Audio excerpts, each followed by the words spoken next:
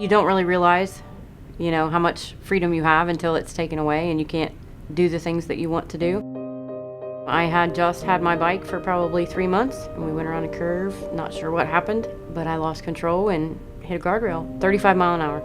I didn't have use of my legs or my arms or anything. There was sensation there, but I couldn't get them to move, so it was pretty scary. They took me in for emergency surgery, and when I was in recovery, I could move both my arms and my left leg. I'm pretty stubborn person. So once I started feeling things coming back, I was like, yeah, we're gonna make this work. We're gonna get this back together. July 2nd, I got here. By July 3rd, they had me up on the parallel bars. Betty, she started it all. And I said, well, I can't walk. And she said, well, you used to be able to walk, right? And I said, yeah. And she said, well, then you can walk.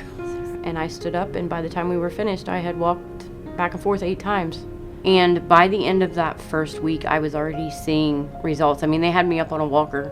I got to know everybody. It became like a family, honestly, because I seen them so much, and it wasn't just, the physical therapist or the OT, it was the nurses. The determination came from them, but I think that spilled over into me. They would push you, but they wouldn't push you to the point, of where you were going to get hurt. So if there was an area that I wanted to specifically work on that day, then that's what we would do. The people that were providing the care, they were always open and honest about what was going to happen and what was going to go on. So there were some tears when I left. Scared. I was scared to go home because I didn't know what would happen outside of here. But after that, I got into the outpatient therapy. Did that for two times a week for about 3 weeks. And now I'm just at home in my own little gym, working it out myself. But I feel great. I have a great support system. Dad and my husband, they both learned before I left here, how to help me in certain situations, whether it was getting in and out of the car or up and down the steps. I'm not scared anymore. I'm pretty much into a groove, back to doing my own thing.